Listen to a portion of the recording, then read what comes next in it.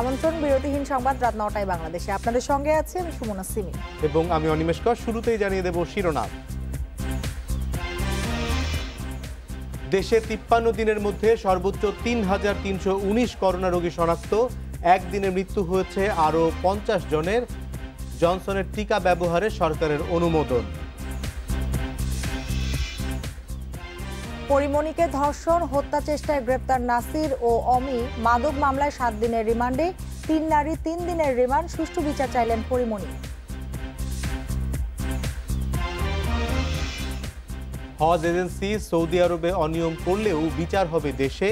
এজেন্সির নিবন্ধন বাতিল ও ৫০ লাখ টাকা জরিমানার বিধান রেখে সংসদে bill pass. Guard of honour দেয়ায় নারী ইউএনওদের বাদ রাখার সুপারিশ নিয়ে সংসদে বিতর্ক, ক্ষোভ। প্রস্তাব ঠেকাতে প্রধানমন্ত্রীর হস্তক্ষেপ চান জাসদ নেতারা।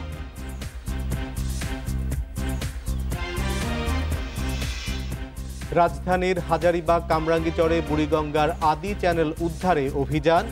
প্রথম দিনে উচ্ছেদ করা হলো ১২টি স্থাপনা।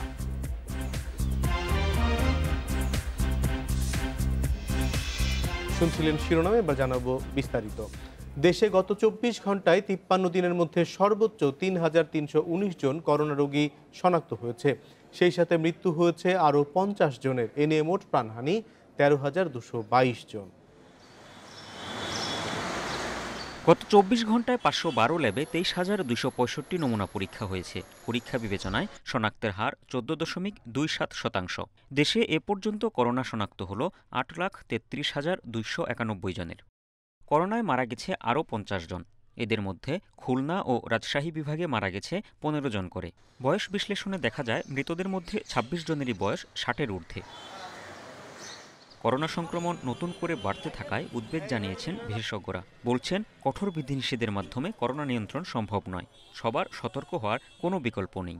হঠাৎ করে দেখা যাচ্ছে যে গত ২-৩ দিন যাবৎ করোনার পার্সেন্টেজ টেস্টিং অর্থাৎ শনাক্তকরণের পরিমাণ বেড়ে যাচ্ছে। জনসাধারণ আমরা যতক্ষণ পর্যন্ত না আমরা নিজেদের স্ব জায়গা থেকে আমরা সচেতন না হব, আমরা এই সংক্রমণ প্রশাসনের পক্ষে, সরকারের পক্ষে একা নিয়ন্ত্রণ করা সম্ভব নয়। এদিকে করোনা থেকে সুস্থ হয়েছেন আরও ২,২৪৩ জন। এ নিয়ে মোট সুস্থ ৭,৭১,০৭৩ জন। কাজী শামীম হাসান, ইন্ডিপেন্ডেন্ট নিউজ, ঢাকা। কোথাও বাড়ানো হচ্ছে লকডাউন, কোথাও আসছে নতুন করে বিধিনিষেধের ঘোষণা। তবু সীমান্তের জেলাসহ দেশের অনেক জেলায় সংক্রমণ বেড়েই চলেছে। রুটি রুজি দোহাই দিচ্ছেন সাধারণ মানুষ। অন্যদিকে সংক্রমণ বাড়ার জেরে হাসপাতালগুলোতে চাপ বেড়েই চলেছে।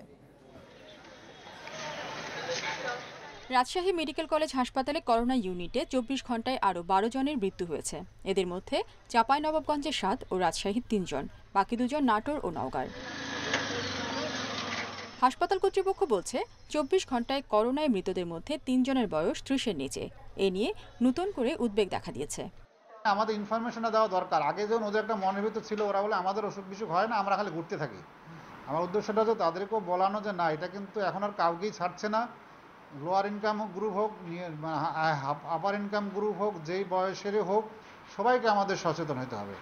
২৪ ঘন্টায় খুলনায় করোনায় মারা গেছে ৪ জন, সংক্রমণের হার ৩০%।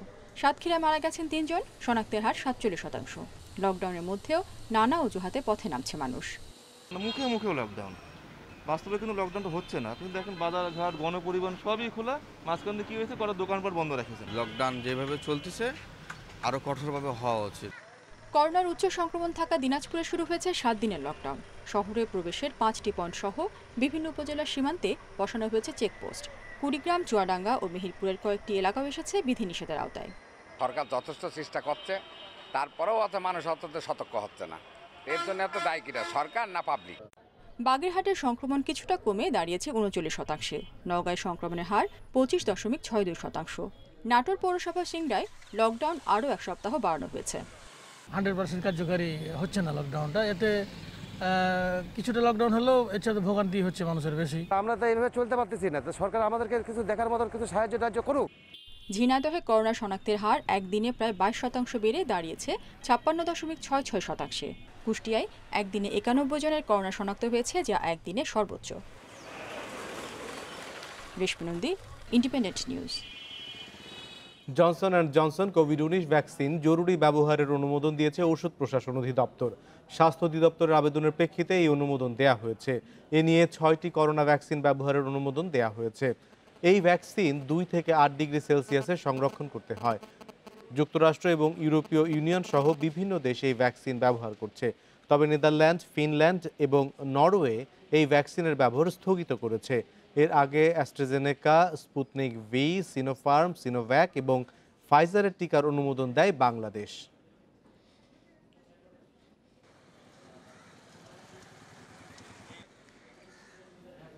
মাদক মামলায় ব্যবসায়ী নাসির উদ্দিন আহমেদ ও তুহিন সিদ্দিকী অমিকে 7 দিনের রিমান্ডে পাঠানো হয়েছে।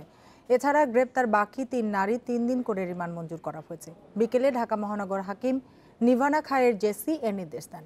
চিত্রনায়িকা পরিমণিকে ধর্ষণ ও হত্যা চেষ্টার মামলায় গ্রেপ্তার হন আসামিরা। সাভার থানায় নাসির অমিসহ 6 জনকে আসামি করে ধর্ষণ ও হত্যা চেষ্টার মামলা করেন চিত্রনায়িকা পরিমণি। ডিবির অভিযানে সোমবারই গ্রেপ্তার হন 5 জন। তাদের কাছ থেকে মদ ও ইয়াবা পেয়ে বিমানবন্দর থানায় মাদক মামলা করে পুলিশ।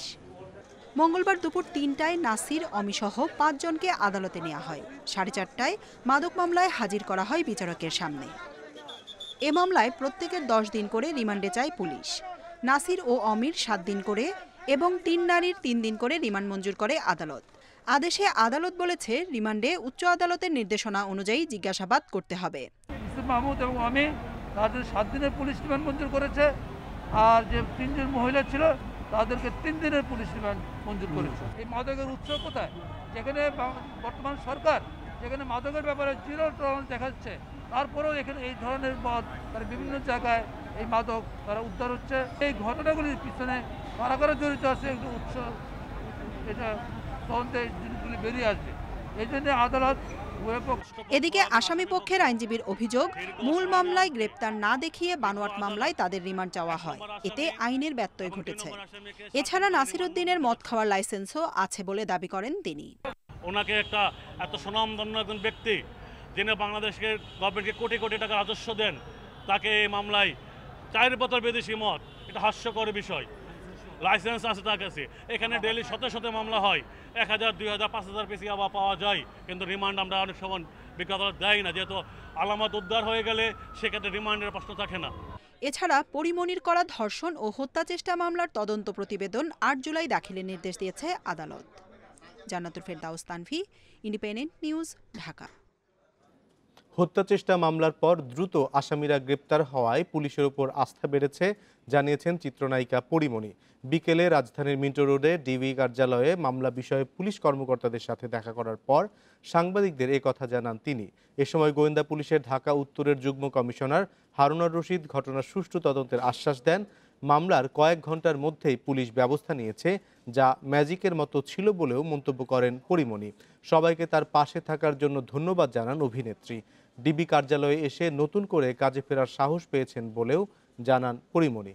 ডিবির যুগ্ম কমিশনার হারুনুর রশিদ জানান, পুলিশ ঘটনার সুষ্ঠু তদন্ত করে ব্যবস্থা নেবে। বিকেল 3:45টার দিকে ডিবি কার্যালয়ে যান চিত্রনায়িকা পরিমণি। এ সময় সঙ্গে ছিলেন পরিচালক চয়নিকা চৌধুরী সহ 3 থেকে 4 জন। আমাকে এরকম জোর করে মদটা খাওয়ানো গিলানো হয়েছিল। সেই অবস্থায় আমি তখন বুঝতে পারছিলাম না মদের সাথে আর কি ছিল। আমি মরে যাচ্ছিলাম, আমার এই প্রাণ, আমি যে মরে যাচ্ছিলাম আমি এটা জানাইতেই থানায় গেছিলাম যে আমাকে হসপিটালে নিয়ে যান। ঠিক আছে, আমি কিন্তু পুরোটা কিন্তু তাদেরকে বলেছি যে আমার মদ খাওয়ানো হয়েছে, আমি ঠিক নাই, আমি সুস্থ নাই, আমি একদমই ঠিক নাই, আমার সমস্যা হচ্ছে, আমার প্রবলেম হচ্ছে, এটা তো আমি তাদেরকে বলেছি, আপনারা শুনেননি। উনি আমাদের কাছে বলেছেন মামলাটা যেন সুষ্ঠুভাবে সমাপ্ত হয়। যারা যারা এই কাজটি করেছেন তারা যত বড় শক্তিশালী হোক না কেন তাদের জন্য ছাড় না দেওয়া হয়। এবং উনি একথাটা বলেছেন, আমরা ওনাকে আশ্বস্ত করেছি, আমরা কাউকে যে যত বড় অফিসারই হোক বা যত বড় হোক তাকে আমরা ছাড় দিব না। পরিমণিকে ধর্ষণ ও হত্যা চেষ্টা মামলার প্রধান 2 আসামি গ্রেপ্তার হওয়ায় আইনশৃঙ্খলা বাহিনীকে ধন্যবাদ জানিয়েছে শিল্পী সমিতি। ঘটনা সুষ্ঠু তদন্তের মাধ্যমে দ্রুত বিচার কার্যকরের দাবিও জানিয়েছে সংগঠনটি। তার সাথে যা অসদাচরণ যা করা হয়েছে সেটা সূক্ষ্ম বিচার হোক এবং বিচারের যারা দোষী সাব্যস্ত হবে তার দৃষ্টান্তমূলক শাস্তি হোক। এটা শিল্পী সমিতি চায়, এটা প্রশাসনের হারুন ভাইরা চায় এবং টপ আর কি প্রশাসনের সবাই চায়। কোনো হজ ও ওমরা এজেন্সি সৌদি আরব গিয়ে অপরাধ করলেও বাংলাদেশে সেই অপরাধের বিচারের বিধান রেখে সংসদে পাশ হলো হজ ও ওমরা ব্যবস্থাপনা বিল 2021। এতে বলা হয়েছে অনিয়ম করলে হজ এজেন্সির নিবন্ধন বাতিল সহ সর্বোচ্চ 50 লাখ টাকা জরিমানা করা হবে। সকালে স্পিকার ডক্টর শিরিন শারমিন চৌধুরীর সভাপতিত্বে অধিবেশনে বিলটি যাচাই বাছাইয়ের জন্য উত্থাপন করেন ধর্ম প্রতিমন্ত্রী ফরিদুল হক খান। আলোচনায় অংশ নিয়ে বিএনপি সংসদ সদস্যরা ইসলামী বক্তা আবু তহা মোহাম্মদ আদনান নিখোঁজের বিষয়টি তুলে ধরে উদ্বেগ জানান। রাষ্ট্রীয় মর্যাদা সম্মান প্রদর্শন করা হয়, সেই সম্মান প্রদর্শন বহু সময় দিতে হয়েছে এবং সেই জায়গায় প্রত্যেকটা কাজের ব্যাপারে আমরা কিন্তু আলোচনা করেছি এবং আলোচনার মধ্য দিয়ে এবং সরকারি বেসরকারি এবং কিছু বাইরের ওলামা একরামগণ তাদের সাথে আমরা আলোচনা করেছি করে তারপরে কিন্তু এই নিয়ম নীতি আইনকে সংশোধন আইন করার জন্য আমরা সেই ব্যবস্থা করেছি। বীর মুক্তিযোদ্ধাদের মৃত্যুর পর গার্ড অব অনার দেওয়ার ক্ষেত্রে নারী ইউএনওদের বাদ রাখার সংসদীয় কমিটির সুপারিশে ক্ষোভ জানিয়েছেন জাসদের সংসদ সদস্যরা। সংসদ অধিবেশনে পয়েন্ট অব অর্ডারে জাসদের সাধারণ সম্পাদক শিরিন আক্তার এ সুপারিশ রোধে প্রধানমন্ত্রীর হস্তক্ষেপের দাবি জানান। এদিকে সংসদীয় কমিটির সুপারিশের বৈধতা চ্যালেঞ্জ করে রিট আবেদন 4 সপ্তাহের জন্য মুলতবি করেছে হাইকোর্ট। আমি গতকালকে বলতে চেয়েছিলাম, গতকাল বীর মুক্তিযোদ্ধাদের মৃত্যুর পর গার্ড অফ অনার দেওয়ার ক্ষেত্রে নারী কর্মকর্তাদের না রাখতে সংসদীয় কমিটির সুপারিশে এবার উত্তপ্ত সংসদ। অধিবেশনে এ নিয়ে আপত্তি তোলেন সরকারি ও বিরোধী দল জাসদের বেশ কয়েকজন সংসদ সদস্য। অনির্ধারিত আলোচনায় অংশ নিয়ে নিজ সহকর্মীদের এমন সুপারিশে বিস্ময় প্রকাশ করেন জাসদ সাধারণ সম্পাদক শিরিন আক্তার। মৌলবাদের আশকারা আস্ফালন, সেই সময় এই সমস্ত ঘটনা যদি আমাদের মুক্তিযুদ্ধের পক্ষের শক্তির পক্ষ থেকে আসে তাহলে সেটা কিছুতেই বরদাস্ত করা যায় না। প্রধানমন্ত্রীর হস্তক্ষেপ কামনা করছি। এই ধরনের কলুষিত সিদ্ধান্ত কোনোভাবেই যাতে গ্রহণযোগ্য না হতে পারে। বাজেটের উপর সাধারণ আলোচনায় অংশ নিয়ে জাসদের সভাপতি ও আওয়ামী লীগের কয়েকজন সদস্য কমিটির সুপারিশের বিরোধিতা করেন। জঙ্গিবাদ, মৌলবাদ, তেঁতুল তত্ত্বের ভাইরাস রাজনৈতিক দল, সরকার, প্রশাসন এমনকি সংসদের মধ্যেও সংক্রমিত হয়েছে। কোনো অজুহাত শুনতে চাই না। এসব দেশ বিরোধী প্রস্তাব প্রত্যাহার করুন। গার্ড অব অনার দিতে পারবে না যখন বীর মুক্তিযোদ্ধা বা সম্মানী ব্যক্তিদেরকে সম্মান দেওয়া হবে, এটা কিভাবে এই সিদ্ধান্ত নিতে পারে আমি চিন্তাও করতে পারি না। যারা এই ধরনের প্রস্তাব দেয় তারা কদিন পরে নারীদেরকে গার্ড অব অনার দেওয়া যাবে না, বীর মুক্তিযোদ্ধা হোক, এমন প্রস্তাবও তো দিতে পারে। এদিকে সংসদীয় কমিটির সুপারিশের বৈধতা চ্যালেঞ্জ করে একটি রিট 4 সপ্তাহের জন্য মুলতবি করেছে হাইকোর্ট। বিচারপতি মজিবুর রহমান মিয়া ও বিচারপতি কামরুল হোসেন মোল্লার বেঞ্চ জানায় বিষয়টি সংসদের বিবেচনাধীন থাকায় এখনই হস্তক্ষেপ করবে না আদালত। Foundation for law and development নামের একটি সংস্থা এ রিট আবেদন করে। Nafizullah, independent news, Dhaka. রাজধানীর হাজারীবাগ ও কামরাঙ্গীরচরে বুড়িগঙ্গার আদি চ্যানেল দখল করে গড়ে তোলা ৭৪টি অবৈধ স্থাপনা উচ্ছেদে অভিযান শুরু করেছে ঢাকা জেলা প্রশাসন। আজ প্রথম দিনে 12টি স্থাপনা উচ্ছেদ করা হয়েছে। আদালতের নির্দেশে 20 জুনের মধ্যে উচ্ছেদ করা হবে সব অবৈধ ঘরবাড়ি, দোকানপাট, কারখানা। লালবাগ, কামরাঙ্গীরচর, হাজারীবাগ এলাকার ভেতর দিয়ে গেছে বুড়িগঙ্গা নদীর আদি চ্যানেল। দীর্ঘদিন ধরে এই চ্যানেলের জায়গা দখল করে বিভিন্ন স্থাপনা গড়ে তোলায় সংকীর্ণ হয়ে গেছে নৌপথ। নদীর পাড়ে অবৈধভাবে গড়ে তোলা ৭৪টি স্থাপনা উচ্ছেদে গেল ১৯ মার্চ নির্দেশ দেয় হাইকোর্ট। সে অনুযায়ী মঙ্গলবার সকাল 10:30টায় শুরু হয় অভিযান। ঢাকা জেলা প্রশাসন ও বিআইডব্লিউটি এর যৌথ অভিযানে প্রথম দিনে গুড়িয়ে দেওয়া হয় 12টি অবৈধ স্থাপনা। আমরা বেশ কিছু অবৈধ স্থাপনা উচ্ছেদ করেছি। এই উচ্ছেদ কার্যক্রম আমাদের যতদিন না পর্যন্ত অবৈধ স্থাপনা আমরা শেষ করতে না পারবো, আমাদের উচ্ছেদ কার্যক্রম চলমান থাকবে। মহানগর হাইকোর্ট আমাদেরকে 20 জুনের মধ্যে সকল অবৈধ স্থাপনা উচ্ছেদ করার জন্য নির্দেশনা প্রদান করেছে। বুধবার সকাল 10টার মধ্যে অবৈধ দখলদারদের জিনিসপত্র সরিয়ে নদীর জায়গা ছাড়ার নির্দেশ দেওয়া হয়েছে। 20 জুনের মধ্যেই সব অবৈধ স্থাপনা উচ্ছেদ করার কথা জানিয়েছে ঢাকা জেলা প্রশাসন। মানবিক কারণে আমরা তাদেরকে কাল 10টার মধ্যে যেহেতু কিছু মালামাল রয়েছে সরিয়ে ফেলার জন্য বলা হয়েছে। যদি তারা কালকে 10টার মধ্যে সরিয়ে ফেলেন তারপর আমরা আগামীকাল উচ্ছেদ কার্যক্রম শুরু করব। কাগজপত্র দেখার সুযোগটা আমাদের নেই, যেহেতু আমরা মহামান্য হাইকোর্টের আদেশ পালন করছি। কারো যদি কোনো বক্তব্য কিংবা দাবি থাকে তারা আদালতে যোগাযোগ করে তারা তাদের বক্তব্য প্রদান করবেন। বুড়িগঙ্গার আদি চ্যানেল এলাকায় অবৈধ দখলদারদের বিরুদ্ধে জনস্বার্থে মামলা করে বেসরকারি সংস্থা human rights and piece for Bangladesh. সেই মামলার পরিপ্রেক্ষিতে আদালতের রায়ের পর শুরু হলো উচ্ছেদ অভিযান। Biprajit Chanda, independent news, Dhaka. Corona পরিস্থিতি স্বাভাবিক না হলে শিক্ষা প্রতিষ্ঠান খোলার কোনো সম্ভাবনা নেই বলে আবারও জানিয়েছেন শিক্ষামন্ত্রী দীপু মনি। তবে শিক্ষার্থীদের কিভাবে পড়াশোনার সঙ্গে যুক্ত রাখা যায় তা নিয়ে কাজ চলছে বলে জানিয়েছেন তিনি। করোনার কারণে দেশের সব শিক্ষা প্রতিষ্ঠান বন্ধ 15 মাস ধরে। কয়েক দফা খোলার উদ্যোগ নিলেও সংক্রমণ পুরোপুরি নিয়ন্ত্রণে না আসায় খোলা যায়নি স্কুল, কলেজ, বিশ্ববিদ্যালয়। পরিস্থিতি স্বাভাবিক না হওয়া পর্যন্ত স্কুল, কলেজ খোলা হবে না বলে আবারও জানিয়েছেন শিক্ষামন্ত্রী। মঙ্গলবার দুপুরে ইডেন কলেজে বৃক্ষরোপণ কর্মসূচিতে তিনি কথা জানান।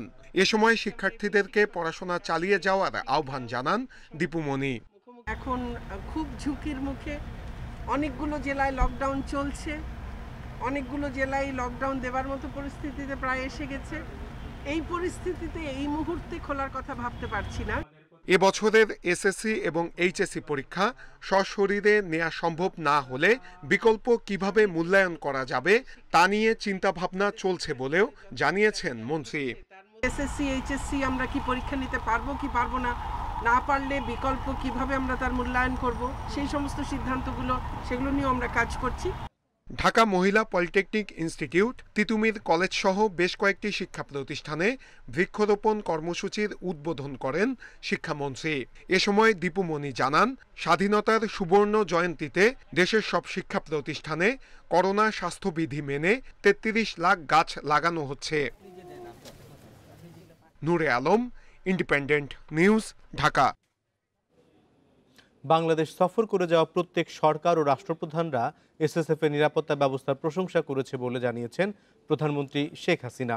সকালে গণভবনে এসএসএফ এর 35তম প্রতিষ্ঠা বার্ষিকী উপলক্ষে আয়োজিত অনুষ্ঠানে একথা জানান তিনি। প্রধানমন্ত্রী বলেন, মুজিববর্ষ স্বাধীনতার সুবর্ণ জয়ন্তীর অনুষ্ঠানে আমন্ত্রিত অতিথি ও তাদের সফরসঙ্গীদের নিরাপত্তা দেয়া এসএসএফ এর জন্য কঠিন দায়িত্ব ছিল। এটি ছিল বড় চ্যালেঞ্জ। করোনার মধ্যে স্বাস্থ্যবিধি নিশ্চিতেও কাজ করেছে এসএসএফ। অত্যন্ত দক্ষতার সঙ্গে তারা নিরাপত্তা নিশ্চিত করার পাশাপাশি সমস্ত আয়োজন সুসম্পন্ন করতে পেরেছে। এই আয়োজনের সফলতার পেছনে এসএসএফ এর অনেক অবদান রয়েছে বলেও জানান প্রধানমন্ত্রী। 101তম জন্মদিন আর 26শে মার্চ স্বাধীনতার 50 বর্ষ, সেটাকে মাথায় রেখে আমরা 7ই মার্চ থেকে 26শে মার্চ পর্যন্ত ব্যাপক কর্মসূচি নিই এবং সেখানে আমরা কয়েকজন রাষ্ট্রপ্রধান, সরকার প্রধানকে আমন্ত্রণ জানাই। এবং এই সময়টা একদিকে করোনা ভাইরাস, সেই স্বাস্থ্যবিধি মানা, অপরদিকে এই যে আমন্ত্রিত অতিথি এবং তাদের সফরসঙ্গী, তাদের নিরাপত্তা দেওয়া, এটা কঠিন দায়িত্ব, খুব বড় একটা আমি বলবো যে চ্যালেঞ্জ ছিল। কিন্তু সেই সময় এসএসএফ অত্যন্ত দক্ষতার সাথে আমাদের আমন্ত্রিত অতিথিদের নিরাপত্তা নিশ্চিত করেছেন এবং সমস্ত আয়োজনটা অত্যন্ত সুচারুভাবে আমরা করতে পেরেছি। স্বাধীনতা বিরোধী, সন্ত্রাসী, নারী নির্যাতনকারী সহ বিতর্কিত ব্যক্তিদের আওয়ামী লীগের স্থান হবে না বলেছেন দলের সাধারণ সম্পাদক ওবায়দুল কাদের। আর ঢাকা মহানগর কমিটিতে যোগ্যদের রাখার তাগিদ দিয়ে পদ বাণিজ্য নিয়ে সতর্ক করলেন দলের সাংগঠনিক সম্পাদক মির্জা আজম। সকালে রাজধানীর বঙ্গবন্ধু এভিনিউয়ে দলের কেন্দ্রীয় কার্যালয়ে এসব কথা বলেন তারা। ঢাকা মহানগর দক্ষিণ আওয়ামী লীগের উদ্যোগে মঙ্গলবার সকালে দলের কেন্দ্রীয় কার্যালয়ে শুরু হয় সদস্য পদ নবায়ন ও প্রাথমিক সদস্য পদের ফরম বিতরণ। ঢাকা মহানগর দক্ষিণের বিভিন্ন ইউনিটের কমিটি গঠনের কাজ সুষ্ঠুভাবে দ্রুত শেষ করার তাগিদ দিয়ে যে কোনো অনিয়মের বিষয়ে সতর্ক করেন দলের সাংগঠনিক সম্পাদক মির্জা আজম। সবচেয়ে লাভজনক ব্যবসা হলো পদ বাণিজ্য। এর চেয়ে ইনভেস্টমেন্ট ছাড়া ব্যবসা আর কোনো ব্যবসা কিন্তু এখন পর্যন্ত আসে না। এখন দেখেন আওয়ামী লীগ 12 বছর যাবৎ ক্ষমতায়, এই 12 বছর ক্ষমতার মধ্যে দেখেন একজনের ব্যবসা করে শিল্প করে ব্যাংক ডিফল্টার হয়ে ধ্বংস হয়ে গেছে, আর কেউ কেউ দায়িত্বে চেয়ার আওয়ামী লীগের দেওয়া, শেখ হাসিনার দেওয়া চেয়ারে বসে এই পদ বাণিজ্য করে কোটি কোটি টাকার মূল্য ইনকাম করা কিন্তু শেষ হয়ে গেছে। সেই জন্য আমরা এই দায়িত্বে যারা যাবেন তারা একটু সতর্ক থাকবেন যে আপনাদের বিরুদ্ধে এই ধরনের অভিযোগ যাতে না আসে। এ সময় আওয়ামী লীগে কাদের রাখা যাবে সে বিষয়ে নির্দেশনা দেন দলের সাধারণ সম্পাদক। সদস্য সংগ্রহ করতে গিয়ে যাতে কোনো চিহ্নিত অপরাধী, চিহ্নিত চাঁদাবাজ, চিহ্নিত দখলদার, মাদক সেবী, মাদক ব্যবসায়ী, সাম্প্রদায়িক অপশক্তি, নারী অবমাননাকারী এ ধরনের বিতর্কিত ব্যক্তিরা যেন এই সুযোগে আওয়ামী লীগে প্রবেশ করতে না পারে। অপরদিকে রমনা কালী মন্দিরে আওয়ামী লীগের বন ও পরিবেশ বিষয়ক উপকমিটির বৃক্ষরোপণ কর্মসূচিতে অংশ নেন তথ্যমন্ত্রী ডক্টর হাসান মাহমুদ। এ সময় সরকারের ভিত্তি নিয়ে বিএনপি মহাসচিব মির্জা ফখরুল ইসলাম আলমগীরের এক মন্তব্যের জবাব দেন তিনি। বাংলাদেশ আওয়ামী লীগের সরকার, শেখ হাসিনার সরকার একটি শক্তিশালী সরকার। শেখ হাসিনার সরকার জনগণের শক্তিতে বলিয়ান একটি সরকার, কিন্তু বেগম খালেদা জিয়ার ডাকনাম পুতুল। এই জন্যই সম্ভবত ওই পুতুল কথাটা মির্জা ফখরুল ইসলাম আলমগীর সাহেবের মনে শুধু ঘুরপাক খায়। ধন্যবাদ। নির্বাচন ও আন্দোলনে পরাজিত হয়ে বিএনপি নেতারা অসংলগ্ন কথা বলছেন বলে মন্তব্য করেন আওয়ামী লীগ নেতারা। শাহাদাত স্বপন, ইন্ডিপেন্ডেন্ট নিউজ, ঢাকা। চট্টগ্রামে 4 রোহিঙ্গাকে এনআইডি কার্ড তৈরি করে দেওয়ার অভিযোগে নির্বাচন কমিশনের 4 কর্মচারী, 2 সাবেক জনপ্রতিনিধি সহ 11 জনের বিরুদ্ধে মামলা করেছে দুদক। দুপুরে দুদক চট্টগ্রামের উপসহকারী পরিচালক শরীফ উদ্দিন এই মামলা করেন। আসামিরা হলেন চট্টগ্রাম নির্বাচন কমিশন কার্যালয়ের অফিস সহায়ক জয়নাল আবেদিন ও নূর মোহাম্মদ এবং অস্থায়ী কর্মচারী মোহাম্মদ সাইফুদ্দিন ও সত্য সুন্দর দে। হাটহাজারী মির্জাপুর ইউনিয়নের সাবেক চেয়ারম্যান নুরুল আফসার, ইউপি সদস্য নুরুল ইসলাম এবং ইউনিয়ন পরিষদের সাবেক কর্মচারী বেলাল উদ্দিন। এছাড়া অন্যরা হলেন 3 দালাল ও 1 রোহিঙ্গা নারী। সার্ভারে আপলোড করা জাতীয় পরিচয়পত্রের তথ্য নিয়ে সন্দেহ তৈরি হলে অনুসন্ধানে নামে দুদক।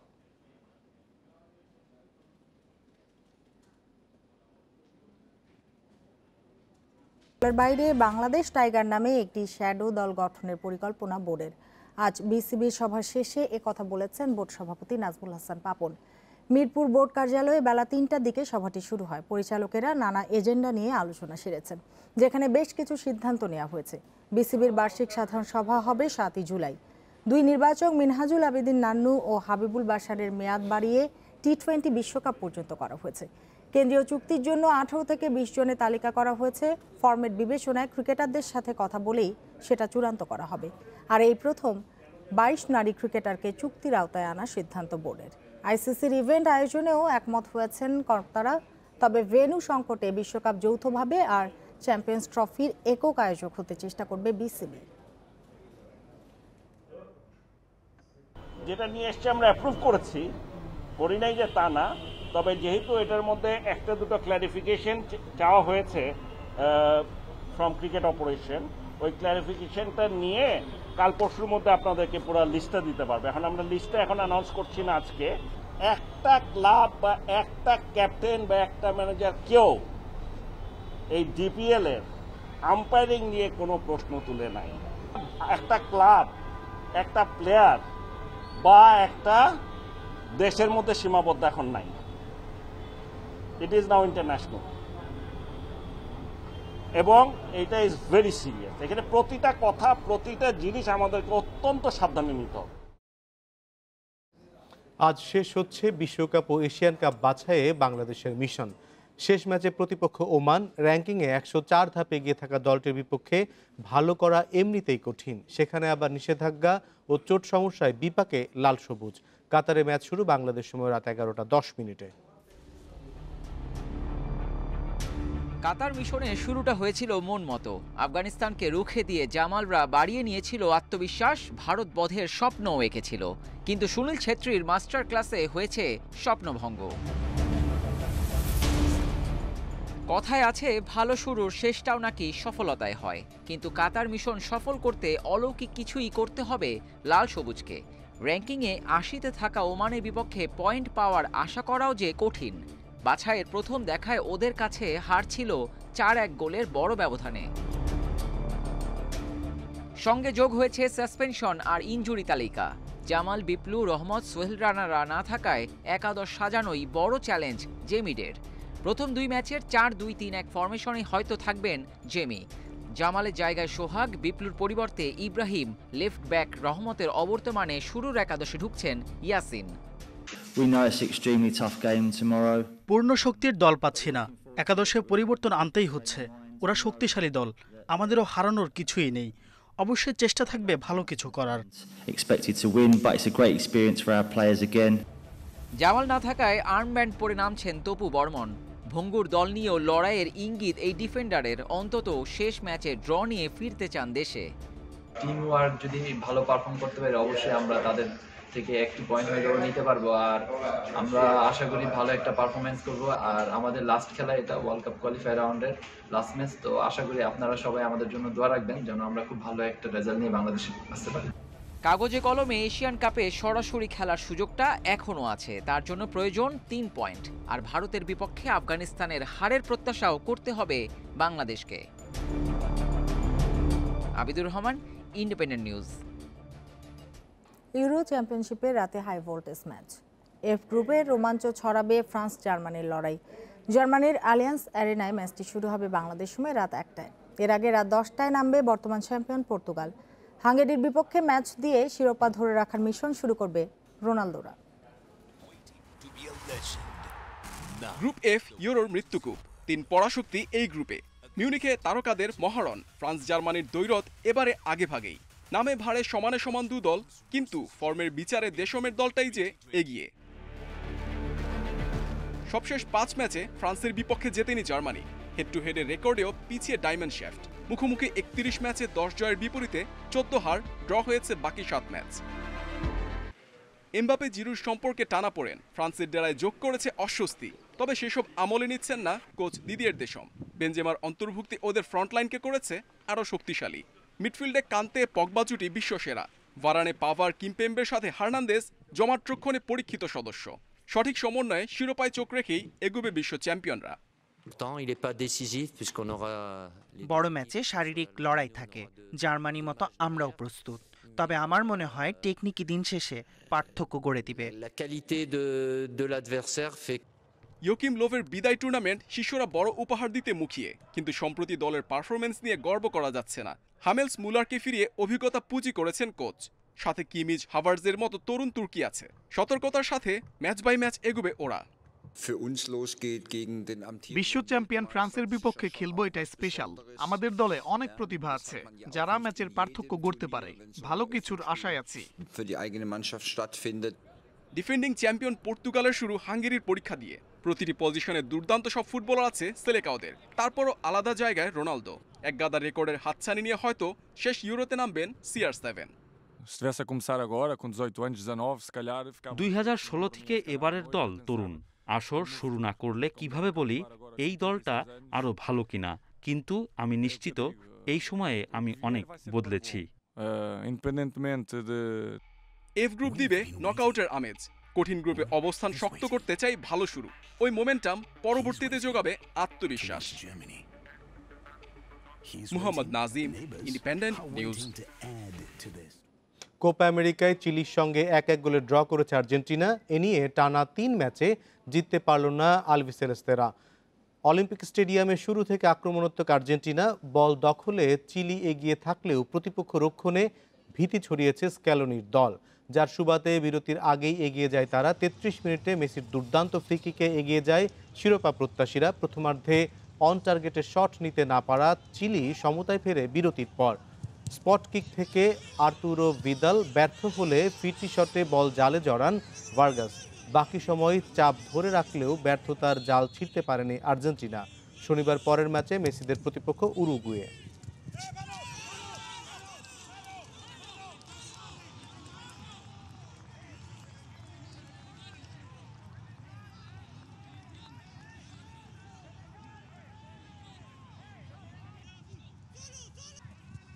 প্রমাণের সংকটের কারণে বছরে 65,000 কোটি টাকা পাচারের অভিযোগ অনুসন্ধান থমকে আছে। দুপুরে সাংবাদিকদের সাথে এক বৈঠকে একথা জানিয়েছে দুর্নীতি দমন কমিশন চেয়ারম্যান মঈনুদ্দিন আবদুল্লাহ। তিনি বলেন, সিঙ্গাপুর, মালয়েশিয়া, কানাডা, আমেরিকা সহ অনেক দেশেই টাকা পাচার হয়েছে, কিন্তু অভিযুক্ত ব্যক্তি বা প্রতিষ্ঠানের বিষয়ে তথ্য চাইলে আদালতে আদেশে চায় সেসব দেশ। অন্যদিকে তথ্যের অভাবে এইসব ব্যক্তি বা প্রতিষ্ঠানের বিরুদ্ধে মামলা করতে পারছে না দুদক। বছরে 65,000 কোটি টাকা পাচারের অভিযোগ অনুসন্ধান শুরু হলেও কেবল আল মুসলিম গ্রুপের বিরুদ্ধে 350 কোটি টাকা পাচারের সুনির্দিষ্ট অভিযোগ পাওয়া গেছে।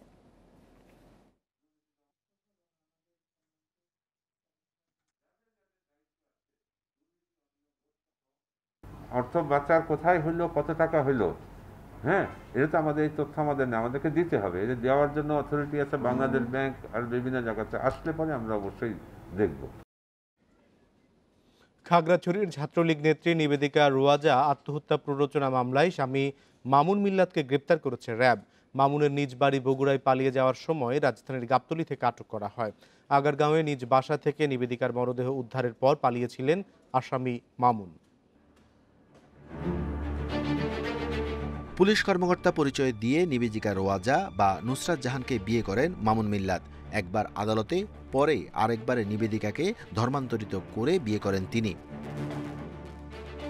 এর আগে সম্পর্কের টানাপোড়েন শুরু হলে নিবেদিকার ছবি অনলাইনে ছড়িয়ে দেয় মামুন। তখন মামুনের বিরুদ্ধে ডিজিটাল নিরাপত্তা আইনে মামলা করেন নিবেদিকা। তবে সে সময় হুমকি দিয়ে মামলা উঠিয়ে নিতে বাধ্য করে মামুন। বিসিএস কর্মকর্তা হিসাবে পরিচয় দিয়ে যে তার পরিবারের কাছে বলে যে সে বিয়ে করেছিল, এটা তার বাবা বলেছে। অবস্থা দৃষ্টে মনে হচ্ছে যে হয়তোবা সে কোনো প্রলোভন দেখিয়ে থাকতে পারে। বিয়ের পর নিবেদিকা জানতে পারে মামুন পুলিশ কর্মকর্তা নন এবং আগে আরেকটি বিয়ে করেছিলেন। এ নিয়ে তাদের মধ্যে শুরু হয় কলহ। আগারগাঁওয়ে সংসদ সচিবালয় কোয়ার্টারে নিবেদিকা মারা যাওয়ার পর পালিয়ে যায় মামুন। এর 3 দিন পর গাবতলী থেকে তাকে গ্রেফতার করে র্যাব। স্বামী স্ত্রীর মধ্যে তাদের দ্বন্দ্ব ছিল, দুজনের মধ্যে প্রায়শই ঝগড়া হতো বিভিন্ন ব্যাপারে। এই যে মেয়েটি মারা গিয়েছে, সে তাকে ধর্মান্তরিত করে তার পূর্বের নাম পরিবর্তন করে তাকে মুসলিম নাম নুসরাত জাহান নাম দিয়ে নোটারির মাধ্যমে নাম পরিবর্তন করে তাকে সে দ্বিতীয়বার বিয়ে করেছে। খাগড়াছড়ির ক্ষুদ্র নৃগোষ্ঠীর নারী নিবেদিকা ছিলেন জেলা ছাত্রলীগের সদস্য। বিয়ের পর মামুনের সাথে সংসদ সচিবালয় কোয়ার্টারে ভাড়া থাকতেন। সেখান থেকেই শনিবার তার ঝুলন্ত মরদেহ উদ্ধার করে পুলিশ।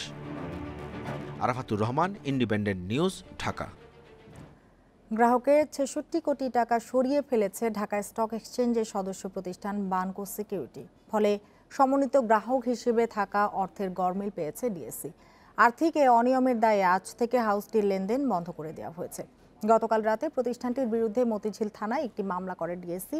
এছাড়াও প্রতিষ্ঠানটির কর্মকর্তারা যাতে দেশ ছেড়ে যেতে না পারেন সেজন্য সংশ্লিষ্ট কর্তৃপক্ষকেও অবহিত করা হয়েছে। নিয়মিত মনিটরিংয়ের অংশ হিসেবে বানকো সিকিউরিটিজে থাকা সমন্বিত গ্রাহক হিসেবে তথ্য খতিয়ে দেখে ডিএসসি। তখন প্রাথমিকভাবে 66 কোটি টাকার ঘাটতি দেখতে পায়।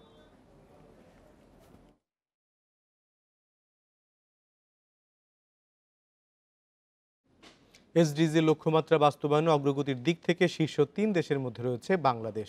এসডিজির ইন্ডেক্স স্কোরে এই অগ্রগতি অর্জন করেছে বাংলাদেশ। এসডিজির সূচকে 165 দেশের মধ্যে বাংলাদেশের অবস্থান 109তম। জাতিসংঘের সাস্টেইনেবল ডেভেলপমেন্ট সলিউশনস নেটওয়ার্কের প্রতিবেদনে চিত্র উঠে এসেছে। করোনা মহামারীর মধ্যেও একের পর এক সুখবর দেশের অর্থনীতির জন্য। প্রবৃদ্ধি, রিজার্ভ রেমিটেন্সের পর এবার এসডিজির লক্ষ্যমাত্রা বাস্তবায়নে আন্তর্জাতিক পর্যায়ে দেশের অগ্রগতির চিত্র উঠে এসেছে। জাতিসংঘের প্রতিবেদন অনুযায়ী এবার এসডিজির লক্ষ্যমাত্রা বাস্তবায়নে অগ্রগতির দিক থেকে শীর্ষ 3টি দেশের মধ্যে একটি বাংলাদেশ। এসডিজি সূচকে সার্বিক স্কোর 100-র মধ্যে 63.5, যা গত বছর ছিল 63.26। সূচকে 165টি দেশের মধ্যে বাংলাদেশের অবস্থান 109তম। বিশ্লেষকরা বলছেন অগ্রগতি ধরে রাখতে এখন থেকেই উদ্যোগ নিতে হবে।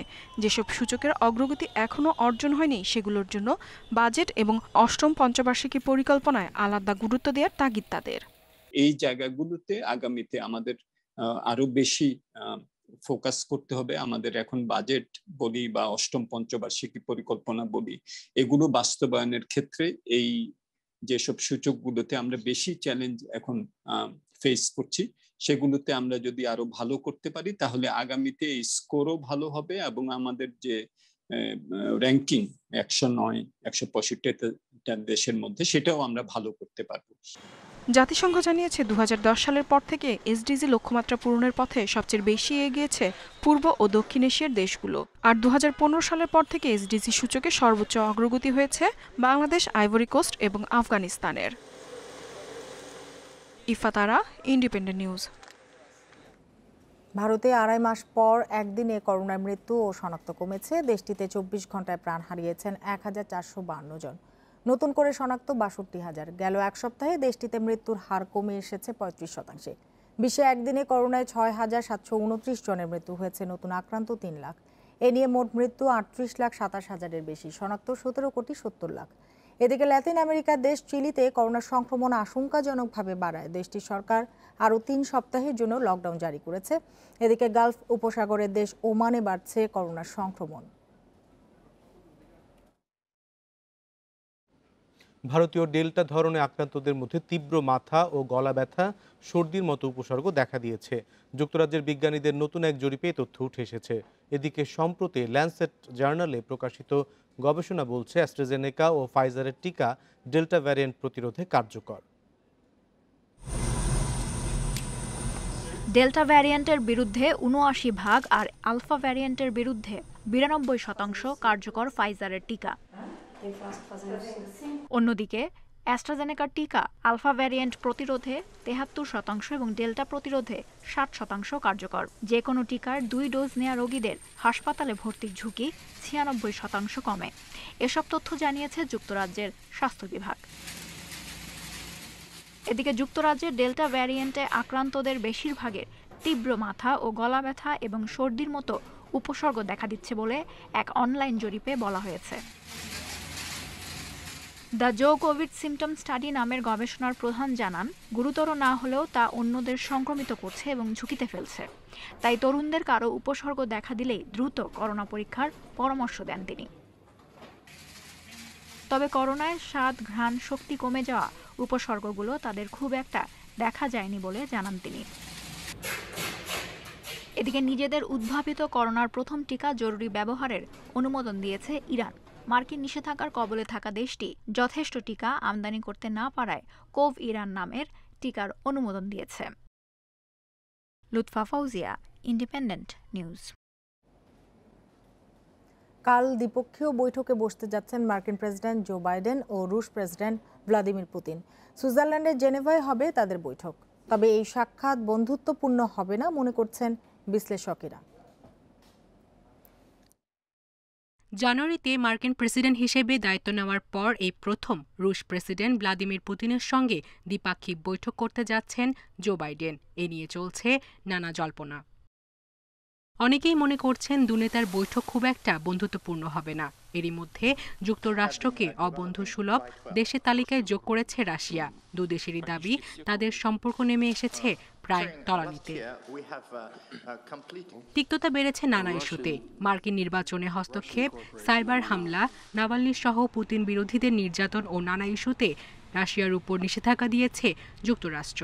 অন্যদিকে যুক্তরাষ্ট্রের বিরুদ্ধে অভ্যন্তরীণ ইস্যুতে হস্তক্ষেপ সহ আন্তর্জাতিক স্থিতিশীলতাকে হুমকিতে ফেলার অভিযোগ রয়েছে মস্কোর।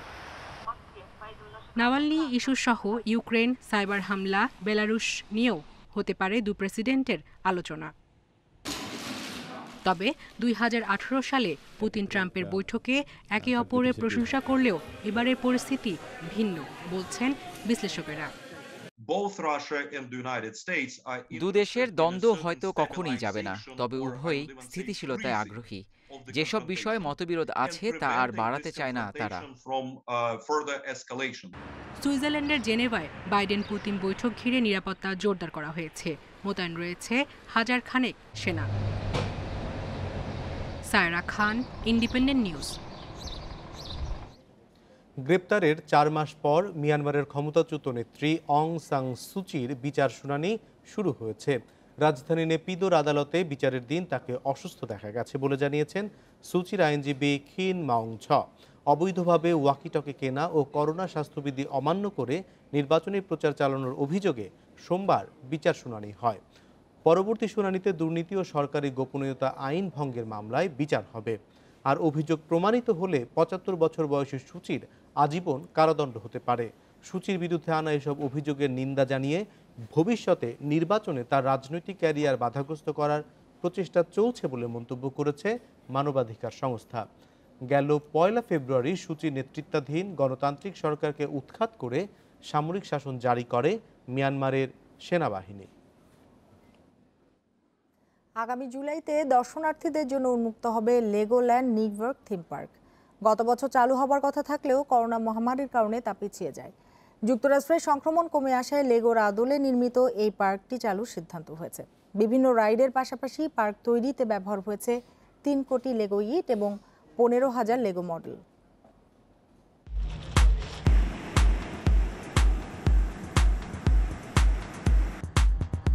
নিউ ইয়র্কে নির্মাণাধীন এই লেগোল্যান্ড পার্কটি আগামী 4 জুলাই যুক্তরাষ্ট্রের স্বাধীনতা দিবসে উদ্বোধন হবে। গত বছরের গ্রীষ্মে পার্কটি চালুর কথা থাকলেও করোনা মহামারীতে স্থবির হয়ে পড়ে নিউ ইয়র্ক। এতে শুধু নির্মাণ নয়, নকশায়ও এসেছে পরিবর্তন। Legoland New York Resort will open this summer. It will be the 9th corona মহামারীর জন্য নিউ ইয়র্ক কিছু মাস বন্ধ ছিল, যা আমাদের কাজ পিছিয়ে দেয়। তবে আমরা আবার কাজে ফেরত এসেছি। নিউ ইয়র্ক লেগোল্যান্ড হবে বিশ্বের 9ম বৃহৎ theme park. In Germany, in Dubai, in Japan, Malaysia. এই পার্কের অনেক চমকের মধ্যে একটি হলো ফ্যাক্টরি অ্যাডভেঞ্চার রাইড, যা দর্শনার্থীর চেহারা স্ক্যান করে তার ক্ষুদ্রাকৃতির ফিগার মডেল বানিয়ে দেখাবে। পার্কের লেগো টয় মডেলগুলো বসানোর কাজ প্রায় শেষ পর্যায়ে। চালু হলে এটি হবে বিশ্বের 9ম লেগোল্যান্ড থিম পার্ক এবং উত্তর আমেরিকার 3য়। Mushrifa Nuzhat, independent news. শেষ করব রাত 9টায় বাংলাদেশ। তবে তার আগে শিরোনামগুলো মনে করে দেব আরও একবার। দেশে 53 দিনের মধ্যে সর্বোচ্চ 3,319 করোনা রোগী শনাক্ত একদিনে। মৃত্যু হয়েছে আরও 50 জনের। জনসনের টিকা ব্যবহারে সরকারের অনুমোদন।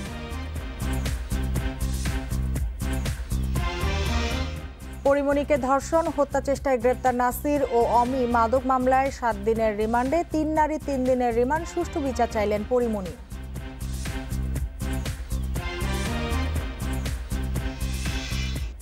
হজ এজেন্সি সৌদি আরবে অনিয়ম করলেও বিচার হবে দেশে। এজেন্সির নিবন্ধন বাতিল ও 50 লাখ টাকা জরিমানার বিধান রেখে সংসদে bill pass. Guard of honour দেয়ায় নারী ইউএনওদের বাদ রাখার প্রস্তাবে সংসদে বিতর্ক, ক্ষোভ। সুপারিশ রোধে প্রধানমন্ত্রীর হস্তক্ষেপ চান জাসদ নেতারা।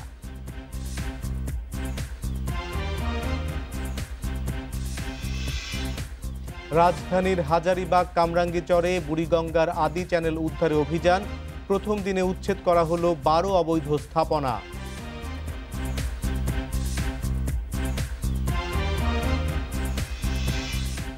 এই ছিল রাত 9টায় বাংলাদেশে আজকের আয়োজনে। ইন্ডিপেন্ডেন্ট টেলিভিশনের সব খবর আরো বিস্তারিত জানতে চোখ রাখুন ফেসবুক, ইউটিউব এবং টুইটারে। ধন্যবাদ সবাইকে এতক্ষণ সাথে থাকার জন্য।